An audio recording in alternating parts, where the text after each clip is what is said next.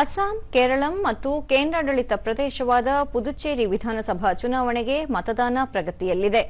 ಮಧ್ಯಾಹ್ನ 3 ಗಂಟೆಯ ವೇಳೆಗೆ ಕೇರಳಂನಲ್ಲಿ 62.71%, ಪುದುಚೇರಿಯಲ್ಲಿ 72.4% ಮತ್ತು ಅಸ್ಸಾಂನಲ್ಲಿ 75.91% ಮತದಾನವಾಗಿದೆ.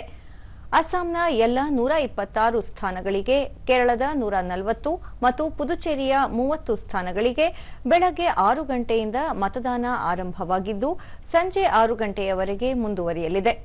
ಮುಕ್ತ, ನ್ಯಾಯಸಮ್ಮತ ಮತ್ತು ಶಾಂತಿಯುತ ಮತದಾನಕ್ಕಾಗಿ ಸಕಲ ವ್ಯವಸ್ಥೆಗಳನ್ನು ಮಾಡಲಾಗಿದೆ. ಕೇರಳಂನಲ್ಲಿ ಒಟ್ಟು 883 ಅಭ್ಯರ್ಥಿಗಳು ಕಣದಲ್ಲಿದ್ದಾರೆ.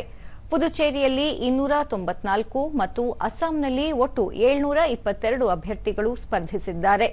ಎಲ್ಲ ಅರ್ಹ ಮತದಾರರು ವಿಧಾನಸಭಾ ಚುನಾವಣೆಯಲ್ಲಿ ತಮ್ಮ ಮತದಾನದ ಹಕ್ಕನ್ನು ಚಲಾಯಿಸುವಂತೆ ಚುನಾವಣಾ ಆಯೋಗ ಮನವಿ ಮಾಡಿದೆ. ಇದೇ ವೇಳೆ ತಮಿಳುನಾಡಿನ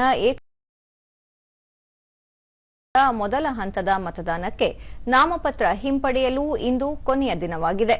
ಪಶ್ಚಿಮ ಬಂಗಾಳದ 2ನೇ ಹಂತದ ಮತದಾನಕ್ಕೆ ನಾಮಪತ್ರ ಸಲ್ಲಿಸಲು ಕೂಡ ಇಂದು ಅಂತಿಮ ದಿನ. ಎಲ್ಲ 4 ರಾಜ್ಯಗಳು ಮತ್ತು ಕೇಂದ್ರಾಡಳಿತ ಪ್ರದೇಶದ ಮತ ಎಣಿಕೆ ಮೇ 4ರಂದು ನಡೆಯಲಿದೆ.